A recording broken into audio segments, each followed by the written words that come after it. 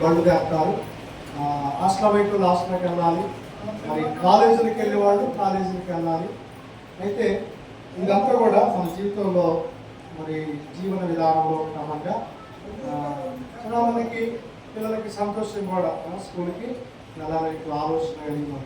అలాగనే మరి అమ్మమ్మ గారి ఊళ్ళకి తాతయ్యల ఊళ్ళకి అలా వెళ్ళి వచ్చినటువంటి బిడ్డలు ఇవన్నీ చూసి వస్తారు కాబట్టి స్కూల్కి వెళ్ళినప్పుడు కొంచెం బాధ అనిపిస్తుంది.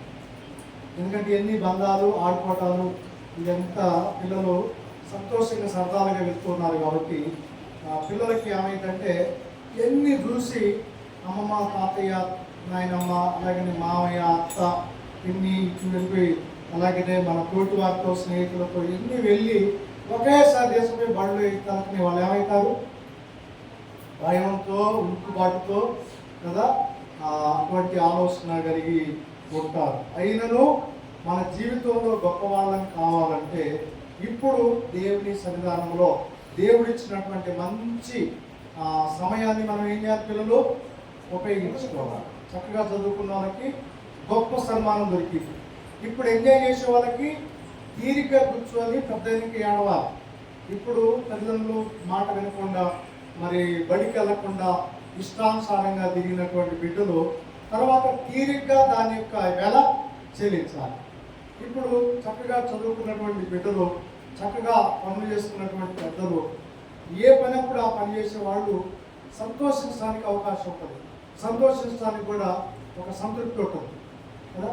అన్యాయంగా సంతోషించడం వలన మనిషికి ఆనందం కలిగించదు, నవ్వచ్చు, కానీ లోపల హృదయంలో ఎక్కడో అక్కడ మరి అయ్యో నేను సమయాన్ని అర్థం చేసుకుని ఉంటుంది. అయితే దేవుడు మనల్ని జూన్ మాసంలోనికి ఒక మంచి మరి ఆరంభంలోకి నడిపించినందుకు మరొకసారి ప్రభుకి ఘనపరుస్తూ చెప్పబడదాం.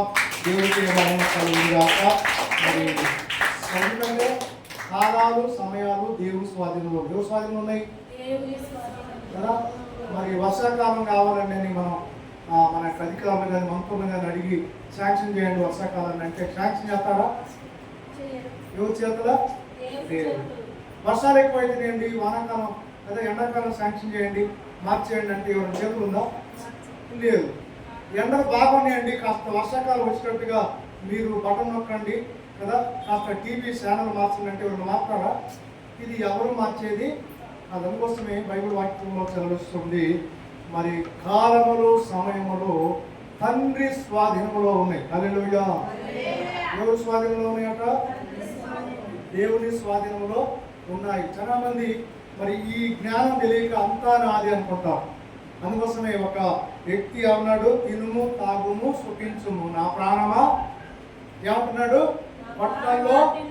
పట్లలో ధాన్యం ఉంది, మరి జేబుల్లో ధనం ఉంది, దొడ్లల్లో గొడ్లు ఉన్నాయి, చాలల్లో ధాన్యం ఉంది, ఇంటి చుట్టూ పనివాళ్ళు ఉన్నారు. చేయి కదిలిస్తే ఏం చిత్తం ప్రభువా నీకేం చేయాలనే వాళ్ళు దాసీలు ఉన్నారు, కాళ్ళు ఒత్తే వాళ్ళు ఉన్నారు, అన్నీ ఉన్నారు. అయితే ఇక నేనేం చేయాల్సిన అవసరం లేదు. నా ప్రాణమా ఏం చేయాలి? ప్రాణం తీను ఆగు చూపించు అన్నాడు. అయితే దేవుడు ఏమన్నాడు? ఏదివాడ ఫూల్స్ అన్నాడు. ఏమన్నాడు దేవుడు? ఇంతగానో నీకు పెట్టుబడి పెట్టి ఇంత ఆరోగ్యం ఇచ్చి ఇంత అన్ని విషయాల్లో సమయస్ఫూర్తమైనటువంటి వాతావరణం ఇస్తే నువ్వేమంటున్నావు? నేను దానికోసమైనా నీకు తినడానికి తాగడానికి ఇవ్వలేదా? నేను సూర్యుని చంద్రుడు ఆకాశ నక్షత్రాలను భూమిని ఇవ్వలేదా?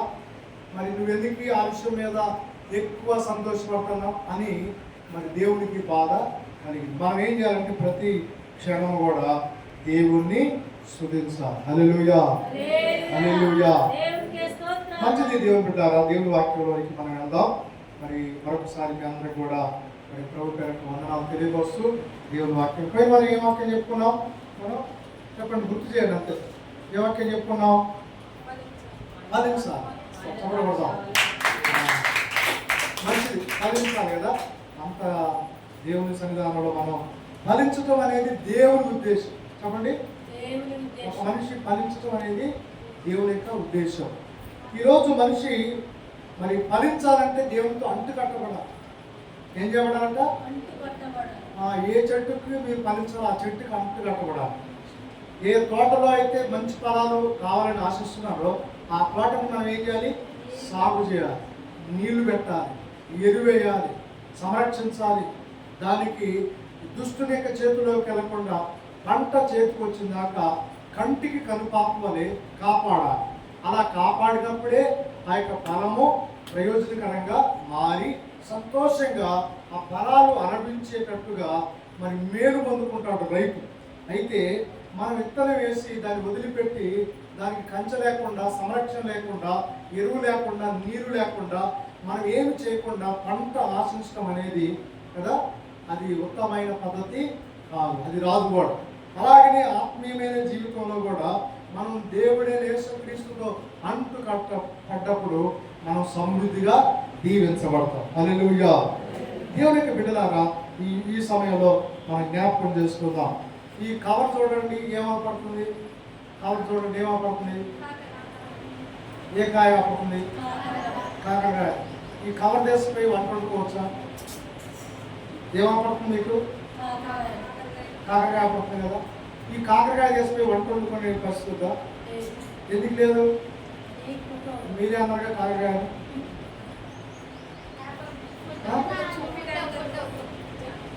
దేని కొరకు వేసేది? ఇది చూపించిన తర్వాత ఏం చేయాలి? దేని కొరకు చూపించాలి? ఉద్దేశం ఏంటి? చూపించడానికి చూసిన తర్వాత ఏం చేయాలి? కదా, గింజలు నాటి దాన్ని ఏం చేయాలి కదా. ఇప్పుడు ఇదేంటి? అదేంటిది?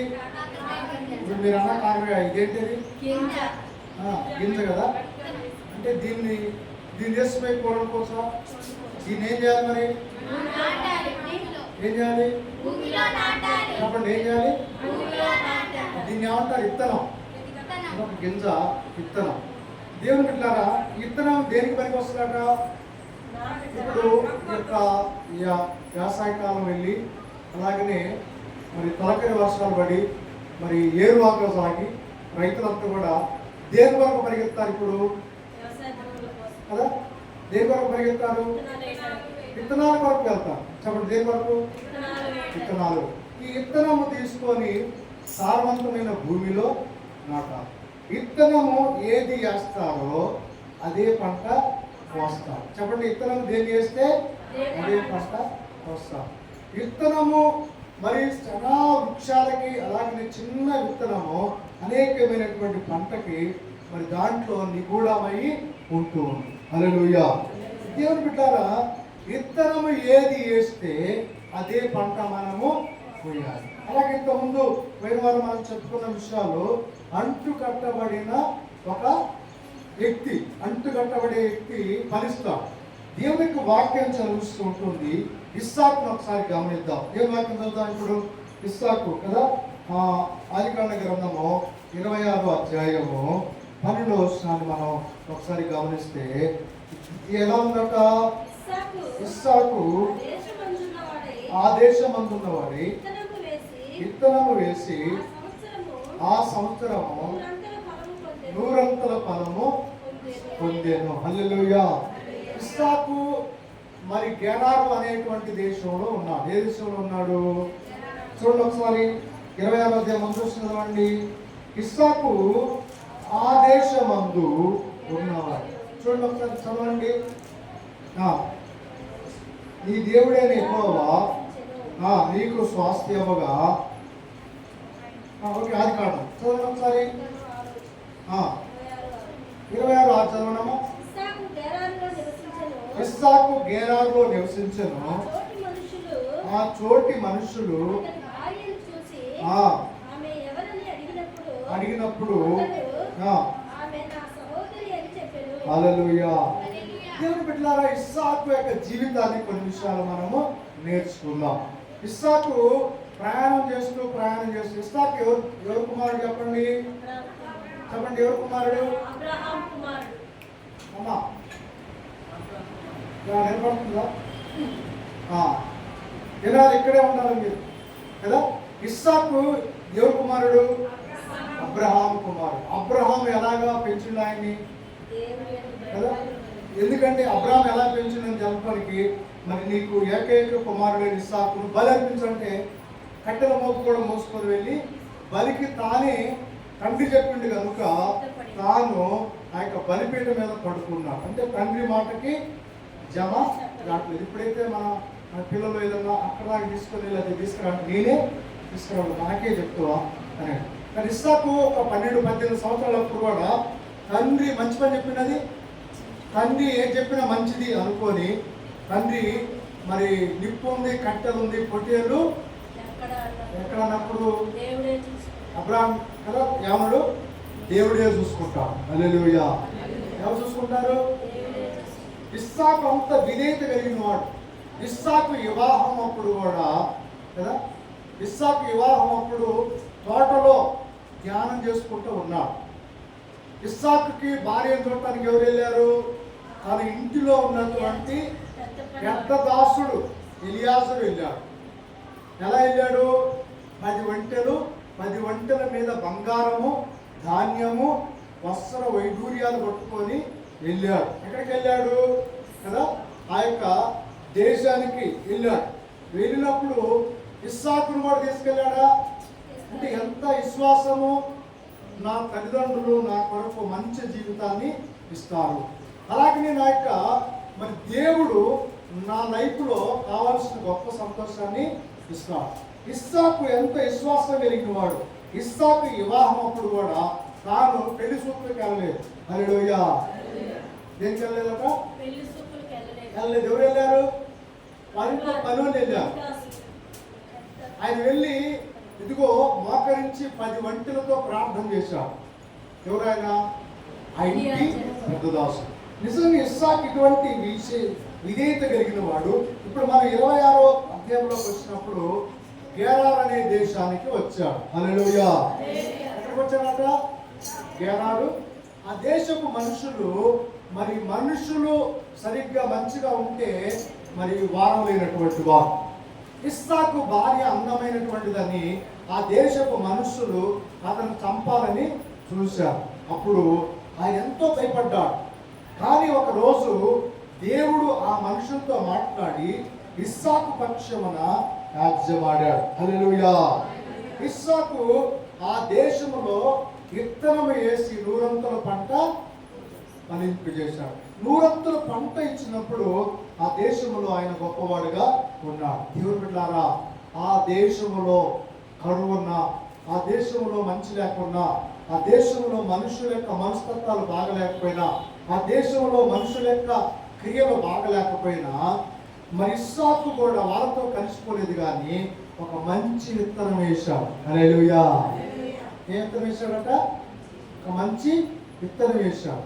ఈ రోజు మనిషికి పరిస్థితులన్నీ వ్యతిరేకమైన, మనిషికి తన జీవితంలో ఎదగడానికి ఏమాత్రం అవకాశం లేకపోయినా దేవుని బిడ్డలారా, దేవుని వాక్యం అనే విత్తనమును చేతబట్టుకొని, దేవుని మాట మీద చేతబట్టుకొని, దేవుని యొక్క సన్నిధికి మనం వచ్చినప్పుడు, దాన్ని నమ్మినప్పుడు ప్రభు అన్నాడు, నమ్ముట నీ వల్ల అయితే నమ్మువానికి సమస్తమును సాధ్యం. హల్లెలూయా.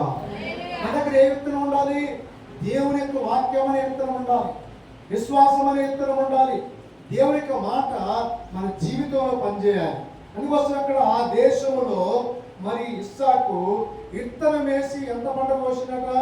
100. నిజంగా ఈ యొక్క మరి జూన్ మాసంలో రైతులందరూ కూడా ఒక నమ్మకంతో విత్తనం వేస్తారు. ఈ సంవత్సరము 100 పంట తీసుకోవాలి, ఈ సంవత్సరము మంచి వర్షాలు రావాలి, ఈ సంవత్సరము సమృద్ధి అయిన పంట తీసుకోవాలని ఒక ఆశతో వెళ్తూ ఉంటాం. దేవుని బిడ్డారా, ఇన్ని ఉన్నా కూడా ఒక మంచి విత్తనం లేకపోతే, ఇన్ని ఉన్నా ఎరువు వేసి భూమి సారంగా దున్ని అంత సిద్ధపరిచి విత్తనాలకి సరైన వర్షాలు వస్తున్న టైంలో, వర్షాలు కూడా సమృద్ధికి వచ్చేటువంటి సమయంలో అన్నీ ఉన్నా కూడా మనిషి దగ్గర మరి తీసుకోవాల్సింది ఏంటంటే ఆ రైతు ఒక శ్రేష్టమైన విత్తనాలు వేయాలి. హల్లెలూయా. ఏమైనా శ్రేష్టమైన, తక్కువ ఖర్చు పడుతుంది కదా అని మనం మరి డమ్మి విత్తనాలు వేస్తే డూప్లికేట్ విత్తనాలు పోయిన సంవత్సరం, పోయిన సంవత్సరం అక్కడక్కడ ఇదిగో మరి డూప్లికేట్ విత్తనాలు నుండి చాలా ఏపుగా పెరిగి, అలాగే ఫలాలు లేని మొక్కలు, అలాగే పూతలు అనేటువంటి చెట్టు చాలా ఉన్నాయి. దేవుని బిడ్డలారా, శ్రేష్టమైన భూమిలో మంచి వర్షంలో మంచి వాతావరణంలో రైతు దుక్కి దున్ని అన్ని రెడీ చేసినా కూడా విత్తనం సరిగ్గా ఎన్నుకోకపోతే ఆ రైతు శ్రమంతా వ్యర్థం. దేవుని బిడ్డలారా, ఈరోజు మనిషి తన జీవితంలో బాగుపడాలనేటువంటి ఆలోచన కలిగి అన్ని తనకి మంచి జరగాలని ఆశించి సరైనటువంటి విత్తనం లేకపోతే ఎట్లా? విత్తనం ఏంటట? దేవుని మాట. హల్లెలూయా చెప్పండి. విత్తనం ఏంటట? దేవుని మాట. ఒక విత్తనము ఒక చిన్నగా ఉండి భూమిలోకి వెళ్ళిన తర్వాత ఆ విత్తనం మట్టి పెట్టడం చాటున దాగబడి అది కుళ్ళిపోయి అందులో నుంచి మొక్క ఎలాగ వస్తుందో దేవుని మాట కూడా నీ హృదయమందు విశ్వాసం ఉంచి నువ్వు విశ్వాసముతో అడుగు ప్రతిదీ కూడా దేవుడు నీకు ఇవ్వటానికి సిద్ధంగా ఉన్నాడు. కానీ నువ్వు నమ్మి దేవుని మాట ప్రకారము నువ్వు అడిగితే సమస్తము సమకూడి మేలు జరుగుతుంది. హల్లెలూయా. అందుకోసం దేవునికి వాక్యము విత్తనం. చెప్పండి, దేవుని వాక్యం ఏంటంట? విత్తనం. ఆ విత్తనం ఎక్కడ నాటబడాలి? హృదయం అని. ఎక్కడట? హృదయం అనే స్థలంలో నాటబడాలి. చాలా మంది పెదాల దగ్గర నాటబడుతుంది, చాలా మంది నోటి మాటల ద్వారానే నాటబడుతుంది. కానీ హృదయం అంది విశ్వసించాలి. దేవుని యొక్క మాట నీ కుటుంబంలో ఉన్న కరువులు, నీ కుటుంబంలో రోగాలు, నీ కుటుంబంలో ఉన్నటువంటి శాపాలు, నీ కుటుంబంలో ఉన్నటువంటి అనేక నష్టాలని తీసివేయబడాలంటే నీ నోటితో నీ చెవులతో విన్న దేవుని మాట నీ హృదయమందు నాటబడాలి. హల్లెలూయా. ఎక్కడ నాటబడాలంట? చాలా మంది ఆచారంగా బ్రతుకుతారు కానీ దేవుని మాట ప్రకారం బ్రతకరు. దేవుని యొక్క మాట ఏం చెప్తుందంటే, ఇదిగో ఇస్సాకు ఆ దేశం అందున్న వాడై. ఏ దేశం అందున్నాడు చెప్పండి? గెరారు దేశం. చెప్పండి, ఏ దేశం? ఏ దేశం చెప్పండి? గెరారు దేశం. ఆ గెరారు దేశంలో మనస్తత్వం ఎటువంటిది? మనుషులను చంపేటువంటిది, క్రూరమైనటువంటిది, కోమ మదమత్సరంతో నింపబడింది, త్రాగుబోతు తరంతో ఉన్నటువంటిది. ఆ మనుషులు దౌర్జన్యం కలిగిన వారు. ఎందుకంటే అబ్రహామైన తన తండ్రి తీసిన బావుల్ని పూడ్చేవాడు. చూడండి ఒకసారి ఆదికాండ గ్రంథం 25వ అధ్యాయంలో మనం చూసినప్పుడు 15వ వచనం చూడండి. అతని తండ్రి అయిన అబ్రహాము దినములలో అతని తండ్రి దాసులు త్రవ్విన బావులన్నిటిని ఫిలిష్తీయులు మన్ను పోసి పూడ్చిరి. ఏం చేశారంట? బావుల్ని. ఇదిగో ఇస్సాకు తాను వేసినటువంటి ప్రతిదీ కూడా, ప్రతి పంటని కూడా బావుల్లో నీళ్లు లేకుండా ఫిలిష్తీయులు పూడి చేశారు. ఎవరు పూడి చేశారు? బావులు పూడిస్తే పంటలు పడతాయా? బావులు పూడి చేశారు. అనేక బావుల్లో మట్టి పోశారు. నిజమే, ఈ రోజుల్లో కూడా దేవుని మాట వినకుండా, దేవుని మాటకి విలువ లేకుండా అనేక కుటుంబాలు దేవుని ఓట అయినటువంటి దేవుని మాట ఆ బావులను పూర్తి చేస్తున్నారు. చాలా మంది యేసు ప్రభు మాటలంటే కదా ఒళ్ళు సిరెత్తిపోతుంది చాలా మంది. అదే త్రాగుబోతులు, డ్యాన్సులు అంటే, కొట్టుకునే మాటలు అంటే కదా హెచ్చడి మాటలు, అనేకమైనటువంటి బూతులు మాట్లాడితే ఆడవాళ్ళు చెవులు ఇట్లా నిక్కరపరుచుకొని ఉంటారు. దేవుని బిడ్డలారా, ఆ రోజులలో ఇలాగే జరిగింది. మనిషి మనస్తత్వం మారిపోయింది, మనసులో మంచితనం లేకపోయింది. ఎందుకంటే బావులు పూడి చేస్తున్నారు. ఏం చేస్తున్నారంట? ఆ దేశపు మనుషులు బావి తండ్రి మరి తీసినటువంటి బావుల్ని ఏం చేసినట్ట? ఆ మనుషులు ఫిలిష్తీయులు. ఫిలిష్తీయులు అంటే ఏంటి? సజాన బావులు, క్రూరమైనటువంటి వారు. అనేకమైనటువంటి పంటలు చేతికి వచ్చినప్పుడు పంటలు మొత్తం నాశనం చేసేవారు. దేవుని బిడ్డలారా, ఆ సమయంలో ఇస్సాకు విత్తనం వేశాడు. హల్లెలూయా. బావులు కూలిపోయింది, బావుల్లో నీళ్లు లేవు, వర్షధార ఎడారిగా మారిపోయింది, మనుషుల్లో మంచితనం లేదు, హృదయంలో సంతోషం లేదు. ఆ టైంలో ఇస్సాకు ఏం చేసినట? విత్తనం వేశాడు. హల్లెలూయా. ఏ విత్తనం వేశాడు? విశ్వాసం అనే విత్తనం వేశాడు. ఏ విత్తనం వేశాడట? విశ్వాసంతో. చూడండి ఒకసారి 126వ సంకీర్తన, కీర్తన గ్రంథం 126వ సంకీర్తన ఒకసారి చూసినట్టయితే, ఇదిగో దేవుని యొక్క మాటలు మనం జ్ఞాపకం చేసుకోవాలి. బావుల్లో బావులన్నీ కూడా నీళ్ళన్నీ కూడా ఇంకిపోయేటట్టు మనుషులు చేస్తూ ఉన్నారు. అయితే ఒక మనిషి ఇస్సాకు అనేటువంటి మనిషి ఏం చేశాడంటే కన్నీళ్లు విడిచుచు ఎత్తువాడు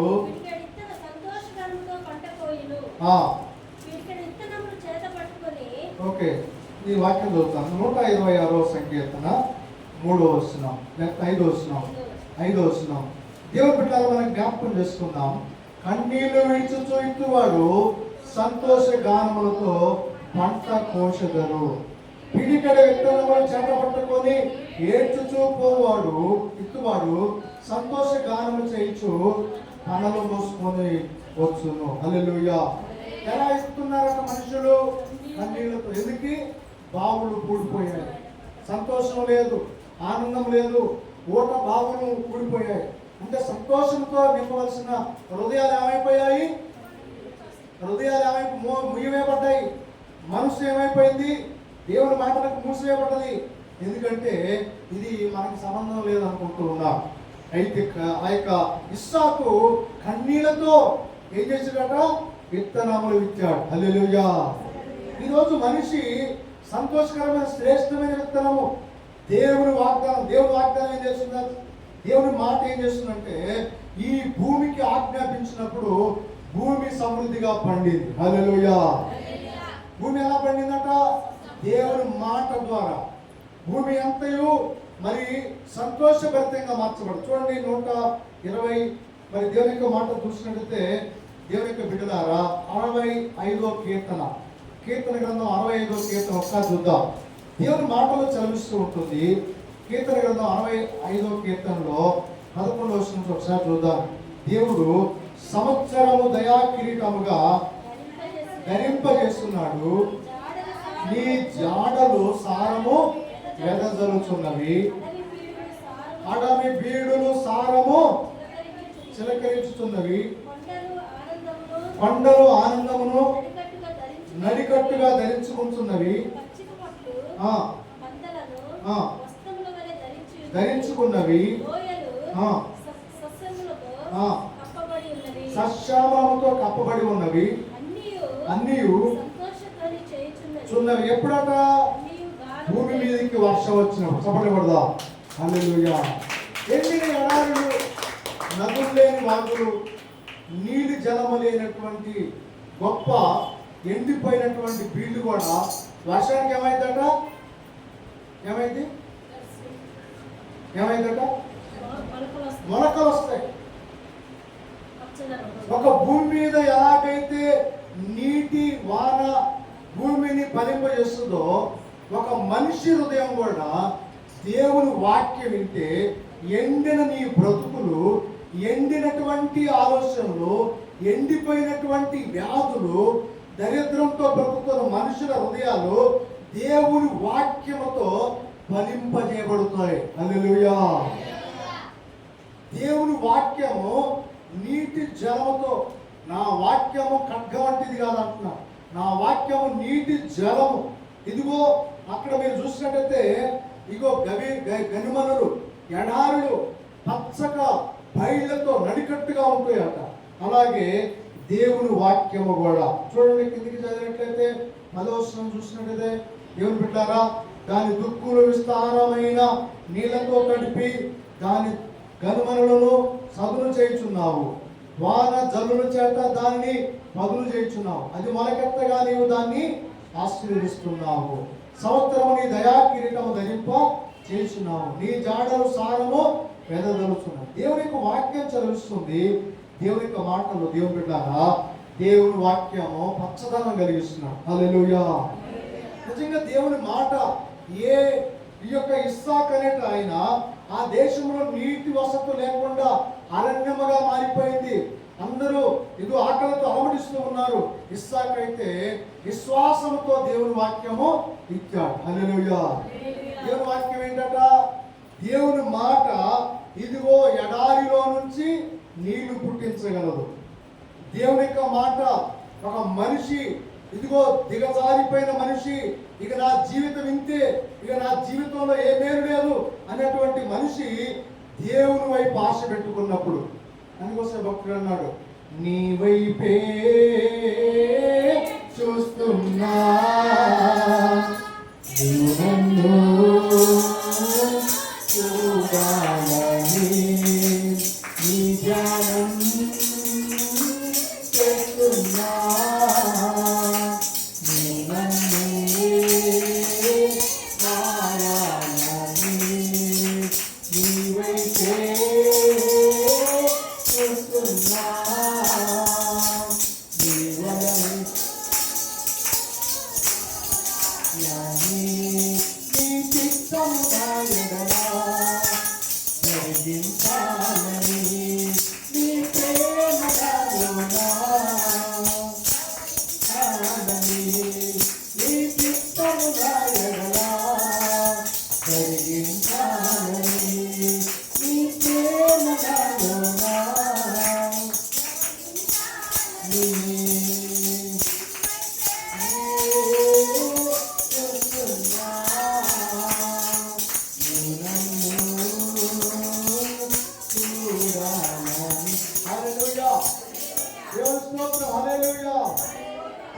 ఇత్తనం అనేటువంటిది ఏంటంటే దేవుని మాట, దేవుని వాక్యం. చెప్పండి ఏంటంట? దేవుని వాక్యం. దేవుని యొక్క వాక్యం దేవుని బిడ్డలారా మన హృదయంలో నాటబడాలి. ఎక్కడ నాటబడాలి? దేవుని వాక్యం ఎక్కడ నాటబడాలి? దేవుని యొక్క వాక్యం మన హృదయంలోనికి నాటబడాలి. చాలా మంది కుటుంబంలో సమస్యలు వచ్చినప్పుడు కానీ బలహీనత వచ్చినప్పుడు కానీ దేవుని మాట ఏంటి అనేది ఎవరికి కదా, మరి దేవుని యొక్క మాట మీద నమ్మకం కలిగి ఉండదు. చాలా మంది చెప్పినటువంటి మాటలు మనం నమ్ముతాం కానీ దేవుని మాట నమ్మం. అబ్రహాము ఏమన్నాడు దేవుడు? ఇదిగో నీవు నీ దేశమును విడిచి వెళ్ళు, సమృద్ధిగా విసుకలేనులంతా సంతానంగా నేను మారుస్తానన్నాడు. దేవుణ్ణి నమ్మాడు. హల్లెలూయా. ఎవరు నమ్మాడు? దేవుని మాట నమ్మాడు. దేవుని మాట నమ్మినటువంటి బిడ్డలు అనేకులు కూడా దీవించబడ్డారు.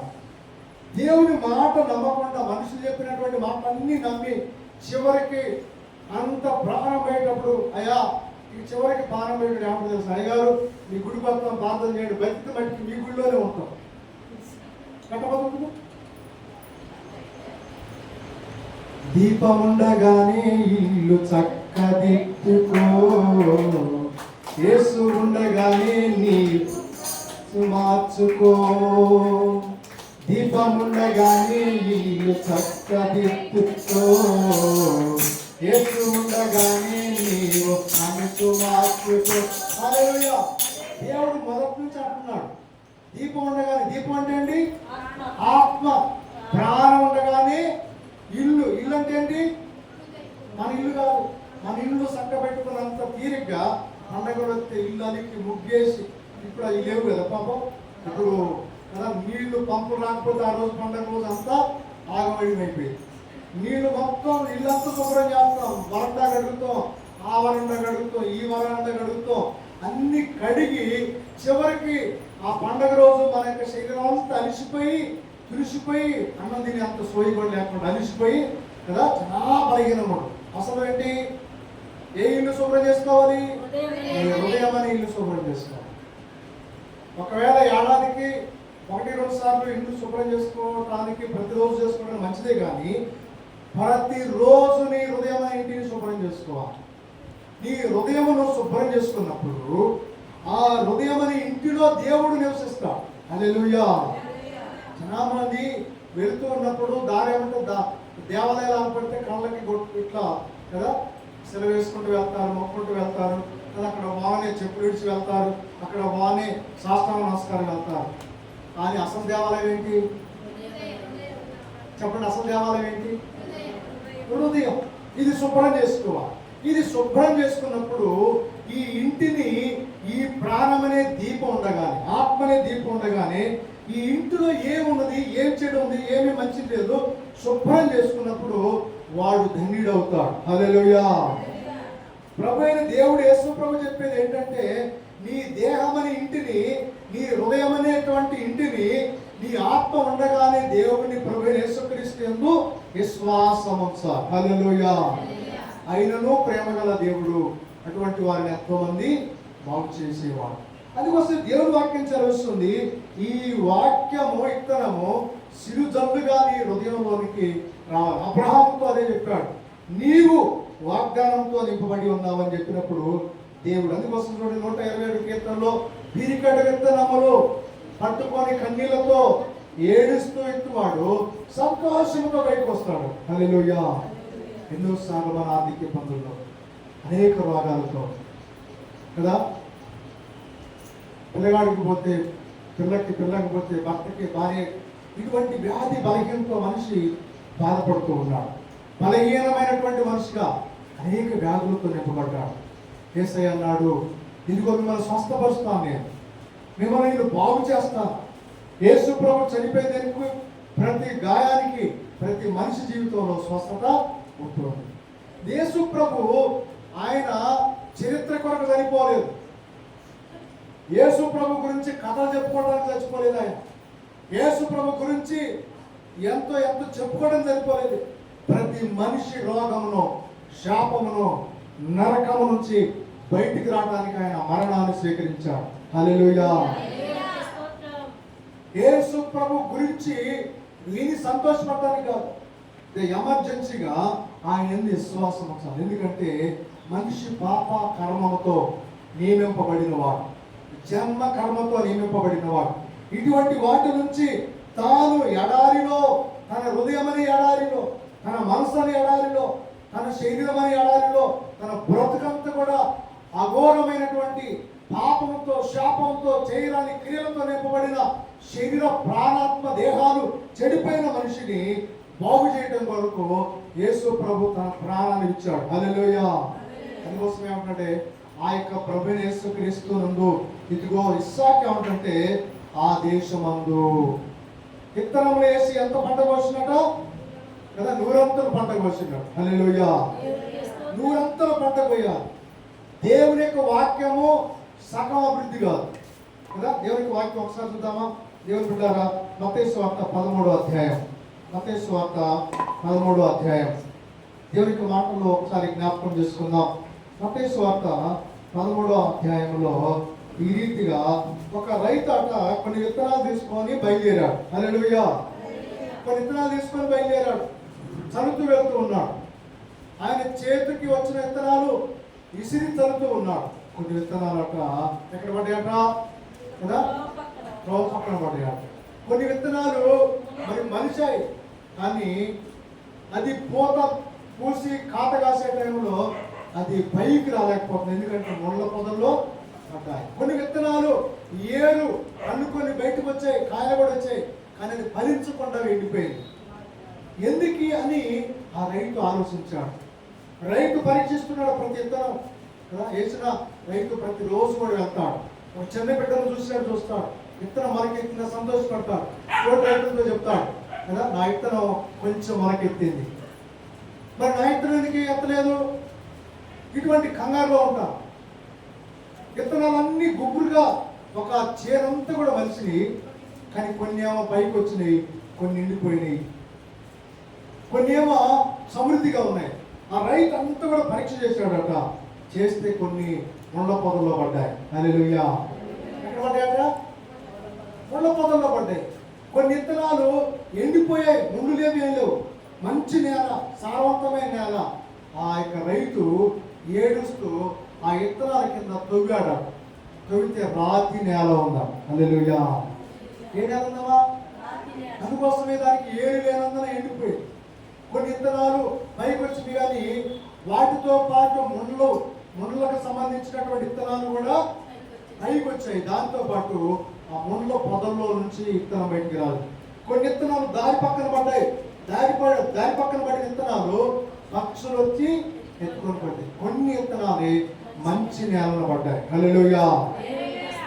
కొన్ని విత్తనాలు ఏమైనాక మంచి నేల. ఆ మంచి నేలలో పడిన విత్తనాలు 30 వంతులుగా, 60 వంతులుగా, 100 వంతులుగా ఫలించాయి. హల్లెలూయా. దేవుని బిడ్డలారా, జ్ఞాపకం చేసుకోండి, విత్తనాలు అయితే కరెక్ట్ గానే ఉన్నాయి కదా. మడికి రైతు విత్తనాలు మార్చిండా? మారలేదు. మంచి సారవంతమైన విత్తనాలు తీసుకున్నాడు, శ్రేష్టమైన విత్తనాలు తీసుకున్నాడు. కానీ పండేటువంటి భూమి ఇచ్చేటప్పుడు ఏమైపోయింది? ఆ భూమిలో కొన్ని ముళ్ళ పొదలు, కొన్ని రాతి నేల, కొన్ని దారి పక్కన, కొన్ని మాత్రమే రైతు ఉద్దేశ ప్రకారము మంచి నేలలో పడ్డాయి. హల్లెలూయా. ప్రభు యేసయ్య అన్నాడు, వాళ్ళ శిష్యులు అడిగారు ఎందుకంటే, ఇదిగో కొన్ని విత్తనాలు దారి పక్కన పడ్డ విత్తనాలు. ఆ భూమి ఎటువంటిదో తెలుసా? దారి పక్కన ఉన్న భూమి. ఎటువంటి భూమి అంటది? ఇదిగో ఈ విత్తనము మంచి దేవుని వాక్యమే. విత్తనం ఎవరు? దేవుని వాక్యం. నేల ఎవరు? మనిషి. చెప్పండి, నేల ఎవరు? మనిషి. మనము. విత్తనము దేవుని మాట. ఈ మాట స్వీకరించినప్పుడు దారి పక్కన అయితే అయింది, పోయింది. కలిసి తిట్టు, కలిసి రాబోతు అటు అన్నట్టుగా దారి పక్కన కూర్చున్నటువంటి ఈ దారి పక్కన ఉన్నటువంటి వారు ఏంటి కదా? దేన్నైనా శ్వసిస్తారు, దేన్నైనా నమ్ముతారు కదా. దారి పక్కన వెళుతున్నటువంటి ఎంతో మంది ఆలోచిస్తూ వెళ్తుంటారు, ఎంతో మంది చెప్పుకుంటూ వెళ్తారు. ఒక క్రమమైన జీవితము ఉండదు. ఏది అనుసరించమంటే అది అనుసరిస్తారు కదా.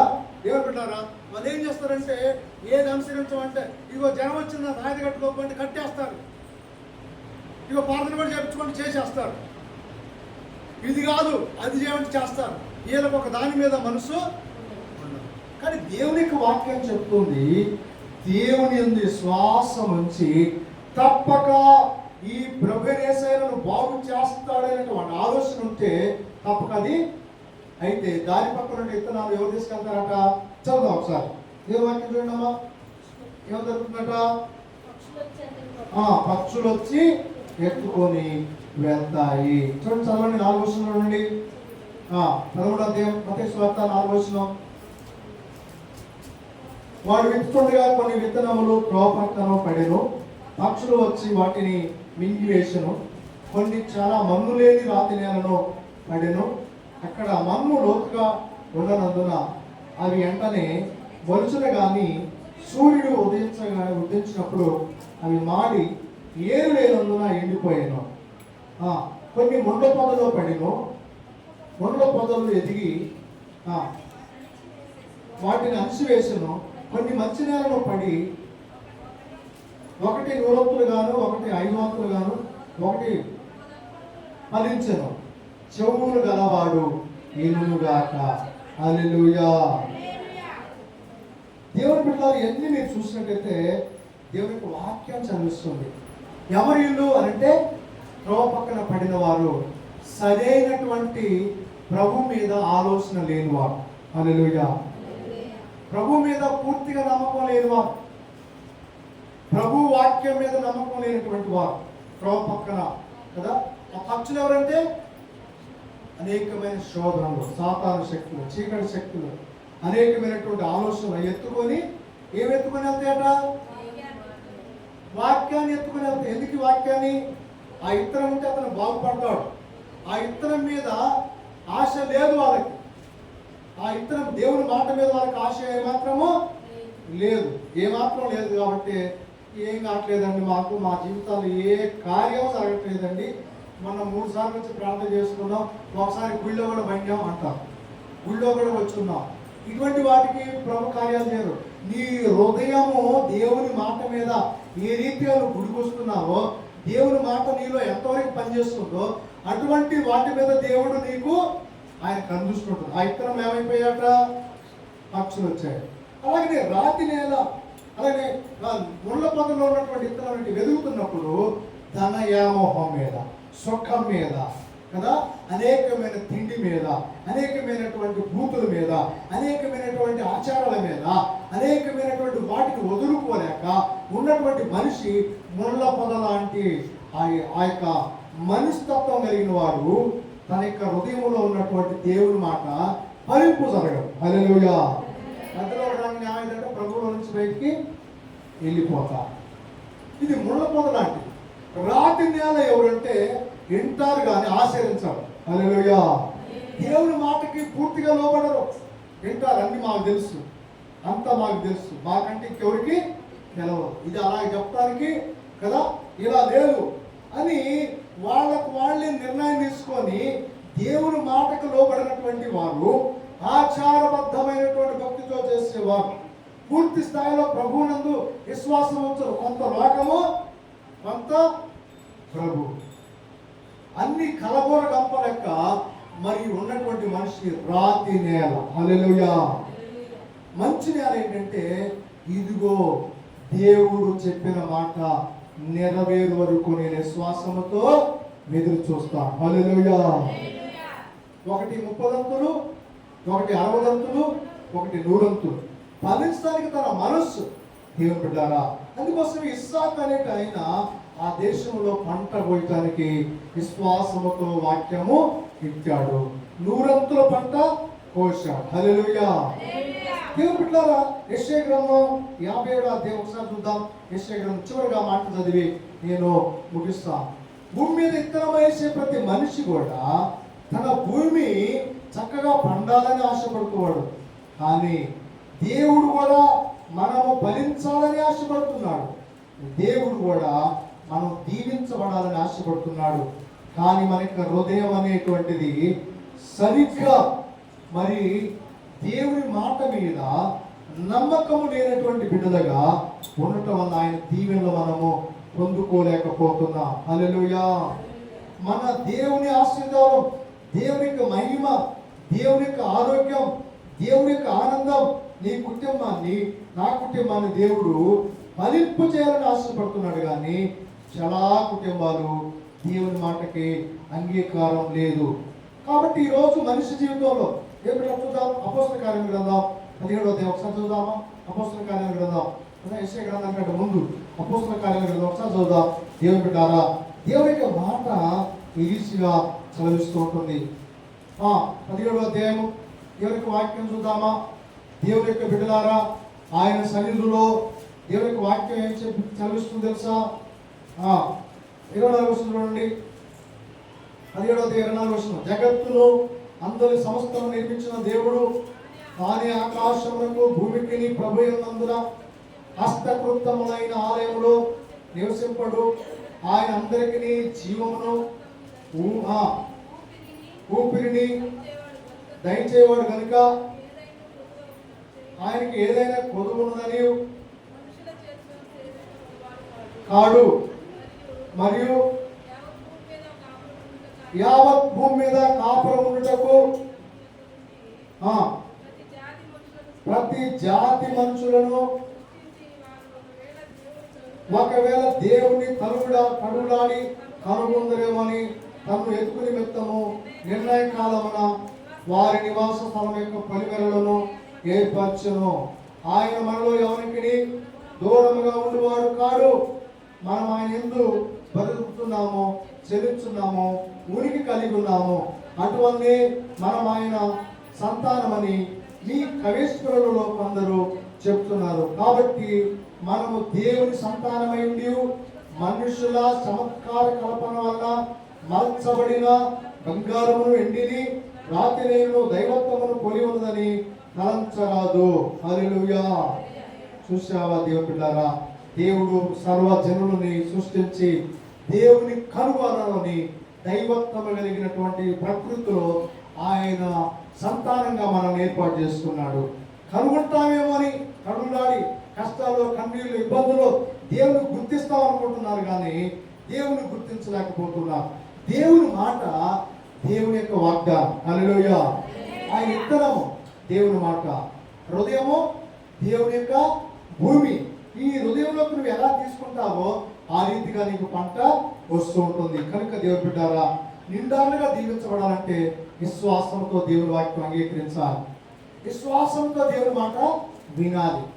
దేవుడిచ్చిన పద్ధతులు మనము తప్పక జీవిస్తూ ఉన్నప్పుడు మన ఎడారి జీవితం, కష్టాల జీవితం, ఇబ్బందులు, ఇరుకులు, అనేకమైన వడదడుకుల నుంచి దేవుడు మనం దీవిస్తాడు. హల్లెలూయా. అబ్రహామును దీవించాడు దేవుడు. అలాగే ఈ భూమి మీద ఉన్నటువంటి అనేకులు కూడా ఆత్మహత్యలు చేసుకోవడానికి అప్రూపమైన వారు ప్రభువా నన్ను బాగు చేయంటే ఆయన బాగు చేశాడు. ఎంతో మంది సంతానం లేకున్నటువంటి బిడ్డలకి ఆయన సంతోషం ఇచ్చేవాడు, సంతోషం ఇచ్చినవాడు. ఎంతో మంది కుటుంబాలు పడిపోయిన వారిని ఆయన దీవెనకరంగా మార్చిన వాడు. ఎంతో మంది భూమి మీదుగా మాకు జీవితం లేదు అనుకున్న వాళ్ళకి జీవితాన్ని ఇచ్చిన వాడు. అయితే ప్రభువునందు నీ మాట, నీ మనసు, నీ హృదయము ఆయన యందు శ్వాసముతో ఉంచాలి. హల్లెలూయా. దేవుని విశ్వాసం ఉంచాలి. మన యొక్క మనుషుల పద్ధతుల్లో విశ్వాసం ఉంచవద్దు, మనుషుల ఆచార ప్రకారం విశ్వాసం ఉంచవద్దు. దేవుని మాట ఏం చెప్తుంది, నేనేం చేయాలి, నా జీవితానికి ఏది మంచి ఏది చెడు అని దేవుడు మనకి మనసాక్షి ఇచ్చాడు. ఏది మంచిది ఏది చెడ్డది నిర్ణయించుకునేటువంటి శక్తి కూడా మనకి ఇచ్చాడు. కాబట్టి దాని ప్రకారము దేవుడు ఇచ్చినటువంటి మంచి జీవితాన్ని మనం పొందుకొని ఆశీర్వదించబడాలి. హల్లెలూయా. నీ కుటుంబం, నీ చేతి పనులు దీవించాలి, నీ కష్టం దీవించబడాలి. ఇగో నీ కష్టాన్ని అనవసరమైనటువంటి మత్తు పదార్థాలకి, అనేకమైనటువంటి లోకంలో చెడు వాటికి ఉపయోగించవద్దు. నీ కష్టార్జితము నీవు దేవుని సన్నిధిలో ఆశీర్వదించబడాలంటే, నీవు, నీ పిల్లలు, నీ కుటుంబము గొప్పగా దీవించబడాలంటే మన జీవితంలో దేవునికి భయపడాలి. హల్లెలూయా. అందుకోసం ప్రభువు వాక్యం చెబుతుంది, యెహోవా యందు భయభక్తులు గల వాడికి ఏ మేలు కొదువ కాదు. దేవుని యందు భయభక్తులు లేకుండా మనం దీవించబడాలంటే, దేవుని మాట అంటే మనకి ఎగతాలి, మనం దీవించబడాలి. దేవుని మాట అంటే నీకు ఎగతాలి, నీ కుటుంబం దీవించబడాలి. ఎలా దీవించబడుతుంది? దేవుడు ఇదిగో భయపడేటువంటి వారి కొరకే. దేనికి భయపడ్డాం చెప్పండి. దేనికి భయపడటం అంటే ఏంటి? దేవుని ఎదుట తప్పు చేస్తానేమో అని భయపడాలి, దానికి భయపడాలి. కానీ దేవుని చూసి కాదు భయపడేది. దేవుడు మన జీవితాల్లో ఆయన సర్వమును చేసినటువంటి వాడు. అందుకోసమే ఇస్సాకు ఆ దేశంలో అంత కష్టం, అంత ఇబ్బంది, అంత ఇరుకులు, అన్ని వ్యతిరేకత, అంత పోరాటాలు, అనేక నష్టాలు కష్టాలు ఉన్నా కూడా ఆయన ఇత్తనమును చేత పట్టుకొని, ఏంటంటే ఆ ఇత్తనము దేవుని మాట, దేవుని మాట చేత పట్టుకొని ఆయన భూమిలో వేశాడు, 100 పంట కోసాడు. హల్లెలూయా. ఎంతో మంది రైతులు తమ పంట వేసి కదా సరైన దిగుబడిగా ఆత్మహత్య చేసుకున్నవారు. కానీ దేవుడు అంటున్నాడు, ఆయన యందు శ్వాసం ఉంచి నువ్వు ఆ పంట వేయవలసి ఉన్నది. నీ హృదయం సరి చేసుకోవాలి. నీ హృదయంలో తప్పుడు భావాలు ఉంటే, నీ ప్రవర్తన సరిగ్గా లేకపోతే, నీ ఆలోచన సరిగ్గా రాకపోతే, నీ భార్యను సరిగ్గా ప్రేమించకపోతే, నీ ఇష్టం వచ్చినట్టు తిరుగుతున్నట్లయితే నీ ఇద్దరం ఫలింపు రాదు, నీ కుటుంబం ఆశీర్వదించబడదు, నీ పిల్లలు ఆశీర్వదించబడరు. నీ ప్రవర్తన సరిగ్గా లేకపోతే, నీ ప్రవర్తన ఎట్లున్నా కూడా దేవుడు దీవించేవాడు కాదు. ఈయన నీ ప్రవర్తన యందు సరిగ్గా ఉంటే నువ్వు వేసే చిన్న పని కూడా గొప్ప మేలుగా మార్చబడతాడు. హల్లెలూయా. మన హృదయం, మన ఆలోచన సరిగ్గా లేకుండా మనం గొప్పవాదం కావాలంటే కావది. ఒకరు వచ్చినా కూడా నష్టంగా మారిపోయింది.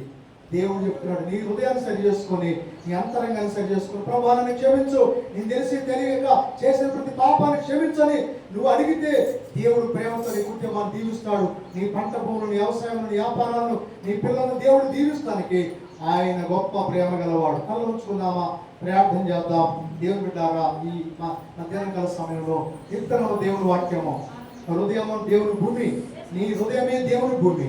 నీ హృదయం ఎలా స్పందిస్తుందో, ఎలా తీసుకుంటుందో అలాగే నీ ఇంట్లో కార్యాలు జరుగుతాయి. నువ్వు అనుమానంతో దేవుని వాక్యం ఇంట్లో అనుమానంతో ఉంటుంది, పరిపూర్ణంగా వింటావా పరిపూర్ణంగా ఉంటుంది. ఇదిగో ఏదోలే, ఇదిగో అందరితో పాటు ఆచారబద్ధంగా చేస్తున్నావు, అలాగే ఫలితాలు ఉంటాయి. నువ్వు ఏ విత్తనం వేస్తావో అదే విత్తనం కోస్తావు, చెడు విత్తనం వేస్తావా చెడే కోస్తావు, మంచి విత్తనం వేస్తావా మంచి కోస్తావు. దైవికమైనటువంటి కార్యాలు దేవుని బిడ్డని ఆశీర్వదిస్తాడు. దేవుడు నీ కుటుంబాన్ని ఆశీర్వదిస్తాడు, నీ పంట భూమిని ఆశీర్వదిస్తాడు, నీ పిల్లలను దేవుడు ఆశీర్వదిస్తాడు. దేవుడు ఇదిగో ఆశీర్వదించేవాడే కానీ శిక్షించేవాడు కాదు, ప్రేమించేవాడు. ఒకసారి దేవుని మాట విను.